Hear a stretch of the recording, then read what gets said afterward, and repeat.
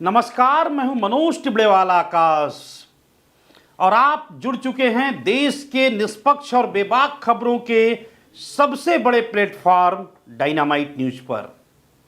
यहां पर हम आपके लिए प्रतिदिन शाम को लेकर आते हैं बेहद सहज और सरल शब्दों में दिन की सबसे बड़ी घटना।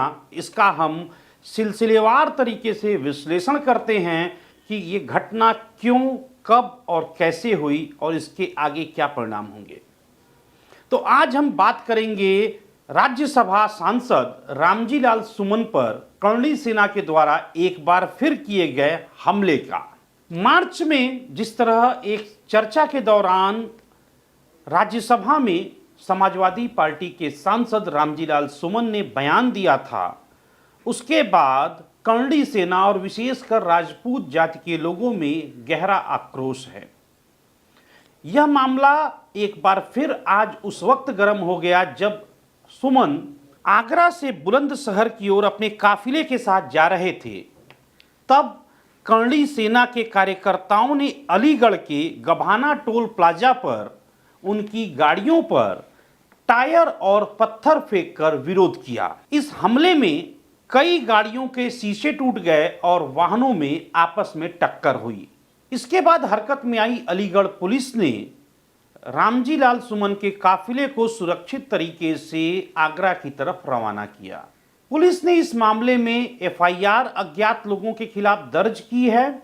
इससे पहले मार्च महीने में भी राज्यसभा सांसद रामजी लाल सुमन के आगरा स्थित आवास पर कर्णी सेना के कार्यकर्ताओं ने पहुंचकर जबरदस्त हंगामा और उपद्रव किया था। इस हमले में कई पुलिसकर्मी घायल हुए, पत्थरबाजी हुई और तोड़फोड़ हुई। इस वारदात में आगरा पुलिस ने हत्या के प्रयास और दंगा भड़काने की धाराओं में 2 अलग अलग प्राथमिकी दर्ज की थी। अब हम आपको बताएंगे कि पूरा विवाद है क्या और कहां से इसकी शुरुआत हुई और इसके पीछे कि जो किरदार हैं उनकी मंशा वास्तव में रही क्या। डायनामाइट न्यूज की रिसर्च टीम ने यह पाया कि मार्च महीने में संसद सत्र के दौरान राज्यसभा में दलितों और पिछड़े वर्ग के उत्पीड़न पर एक बहस चल रही थी। इस बहस में चर्चा में हिस्सा लेते हुए समाजवादी पार्टी के दलित सांसद रामजी लाल सुमन ने अपना पक्ष रखा। उनका कहना था कि हमारे इतिहास में वीर नायकों के रूप में सिर्फ राजपूतों को ही दिखाया गया है, जबकि हर जगह ऐसा नहीं है। वीर नायकों की गाथाओं के इतिहास के क्रम में दलितों का भी अपना एक बड़ा रोल रहा है, जिसे हमारे इतिहासकारों ने अनदेखा किया है। उन्होंने राणा सांगा का उदाहरण देते हुए कहा कि राणा सांगा ने विदेशी आक्रांता बाबर को भारत में बुलाया, तो क्या उन्हें गद्दार कहना उचित नहीं होगा।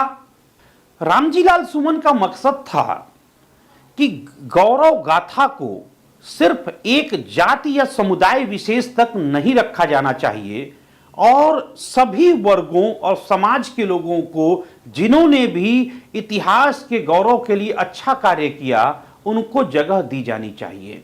वे ये दर्शाना चाहते थे कि जितना क्षत्रिय राजपूत समाज के नायकों का इतिहास में योगदान है, उसी तरह से दलित समाज के लोगों का भी योगदान है। लेकिन कुछ लोगों को लगा कि रामजी लाल सुमन ने जानबूझकर राणा सांगा को गद्दार कहा, उनका अपमान किया। इससे ये लोग भड़क उठे। इसी का नतीजा था कि पहले मार्च में सुमन के आवास पर आगरा में जबरदस्त हिंसा देखने को मिली, जिसमें कई पुलिसकर्मी भी चोटिल हुए और आज फिर दोबारा इस घटना की पुनरावृत्ति हो गई जब वे दौरे पर थे। अलीगढ़ के दौरे पर उनके काफिले के ऊपर पत्थरबाजी की गई, टायर फेंके गए और उपद्रव मचाया गया। अब हम समूचे घटनाक्रम के राजनीतिक पहलू पर बात करते हैं। 1.5 साल बाद उत्तर प्रदेश में विधानसभा के चुनाव होने हैं। कुछ लोगों को लगता है कि इस बयान के बाद पिछड़े और दलित एकजुट होंगे, तो वहीं कुछ लोगों को लगता है कि क्षत्रिय स्वाभिमान को इससे चोट पहुंचने से क्षत्रिय समाज सड़क पर उतरेंगे तो उनके वोट गोलबंद होंगे। कुल मिलाकर यह लड़ाई कहीं ना कहीं अगड़े और पिछड़े दलितों के बीच एक खाई के रूप में बढ़ती हुई दिख रही है। सत्तारूढ़ दल अगड़े लोगों के साथ दिख रहा है, तो वहीं मुख्य प्रतिद्वंदी दल समाजवादी पार्टी दलितों, पिछड़ों और अल्पसंख्यकों को अपने साथ गोलबंद और एकजुट करने पे जुटी हुई है। लेकिन असली सवाल यह है कि क्या जो कर्णी सेना की तरफ से किया जा रहा है, क्या इसके पीछे सिर्फ उनका संगठन है क्षत्रियों का, या फिर इसको किसी राजनीतिक दल का समर्थन भी हासिल है? यह सवाल इसलिए उठ रहे हैं कि एक के बाद एक जिस तरह रामजी लाल सुमन पर हमले हो रहे हैं और उनके लिखित मांग के बावजूद आज तक उनकी सिक्योरिटी को नहीं बढ़ाया गया है, तो यह सवाल और चर्चा लाजिमी है।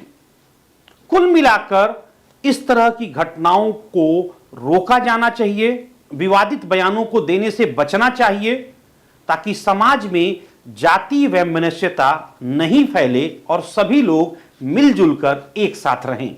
डायनामाइट न्यूज पर जुड़ने के लिए आप सभी का बहुत बहुत धन्यवाद।